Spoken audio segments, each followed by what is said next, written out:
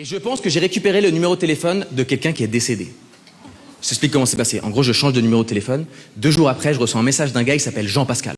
Je connais pas Jean-Pascal, je sais qu'il s'appelle Jean-Pascal parce qu'à la fin de son SMS, il a signé Jean-Pascal. Donc genre, il est vieux. Et Jean-Pascal, le premier message qu'il m'envoie, je vous jure, c'est vrai, il m'envoie « Chère Jacqueline », donc c'est pas moi. « Chère Jacqueline, je viens d'apprendre pour ton décès. » Vieux et sénile, le Jean-Pascal, mais très bien. Tu me manques beaucoup, repose en paix, signé Jean-Pascal. Et moi, le problème dans cette histoire, avant de répondre, j'ai ouvert le message. Donc Jean-Pascal, il a eu une notification, lu à 18h48.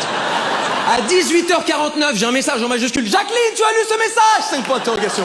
Juste après, 3e message, juste Jean-Pascal, parce qu'il a oublié de signer le 2e message, tu vois. Donc, Et moi, je dis, tu sais quoi, je vais rien dire, je vais lui laisser faire son deuil tranquille, il va comprendre la situation.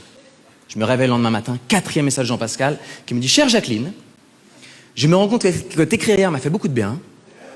Je vais commencer à le faire tous les jours. » Je dis « Non, JP, tu vas te calmer tout de suite. » Je me dis « Tu sais quoi, je lui écris juste un SMS. Un message, j'ai expliqué la situation, le mec va comprendre, il va me laisser tranquille. » Je lui écris un seul message. Je lui écris Cher Jean-Pascal, je suis désolé de te l'annoncer ainsi, 2 points.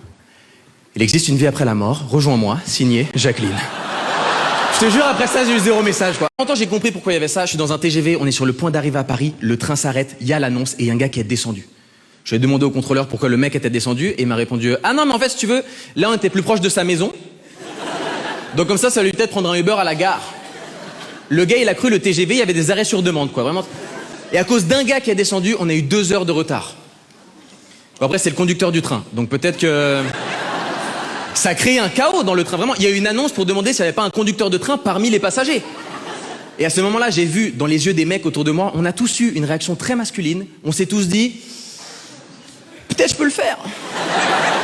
Même moi, je me dis, c'est quoi, quand je joue à Mario Kart et que je prends Yoshi, franchement, je suis pas mal. Donc, non mais conduire un train, c'est pas si compliqué que ça. Je veux dire, conduire un train, c'est quoi? C'est suivre des rails. Bon, je suis pas Pierre Palmade, mais je pense qu'il y a moyen de le faire, quoi, je veux dire. Non mais...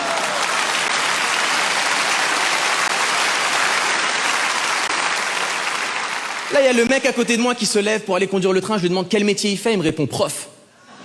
Je sais pas parce que vous faites autant de rêves que les cheminots que vous avez leurs compétences, quoi, tu vois. Là, il y a un autre gars qui se lève et dit moi, je vais aller parce que je suis conducteur de train en Allemagne. On l'a pas laissé aller. On l'a pas... Non, mais la dernière fois que les Allemands ont pris le contrôle des trains en France, on sait comment ça s'est terminé, tu vois. Donc, on a préféré envoyer le prof. Il était pas conducteur de train, mais il était prof d'histoire. Donc, il savait comment ne pas répéter les erreurs du passé, tu vois. Bon, je fais le mec outré par la politique française, alors que je suis même pas vraiment concerné. Je suis suisse. On s'en fout, on fait même pas partie de l'UE. On regarde vos vies politiques comme une série à suspense. Hein. Dites-vous qu'actuellement, la moitié de la Suisse est en rupture de stock de popcorn en prévision du vote de confiance de la semaine prochaine. Hein. Et pour vous donner une idée, nous, notre dernier scandale en date, c'est que notre présidente a eu un téléphone avec Donald Trump qui s'est mal passé. Voilà. Et ça, c'est un scandale chez nous. Hein. Aux US, ils les ont déjà oubliés. Trump s'est engueulé avec 24 autres chefs d'État depuis. Quoi. En vrai, je suis trop content d'être ici parce que moi, je suis suisse, j'ai grandi ici, mais depuis une année, j'habite à Paris, en France. Et franchement, maintenant, je me rends compte à quel point le peuple français, de manière générale, hein, ils en ont rien à foutre de la Suisse, quoi. Vraiment, c'est abusé. Ils connaissent rien de notre pays, ils connaissent pas notre politique. Dites-vous bien, les Français ne connaissent pas le nom de notre président. Bon, nous non plus, mais faut pas leur dire ça, Mais c'est dingue parce que nous, on connaît la politique française, tu vois, on connaît tout. Je veux dire, on connaît le nom des présidents, on connaît le nom des femmes des présidents, on connaît le nom de leur maîtresse. Maîtresse sexuelle ou maîtresse d'école. Parfois même les deux, donc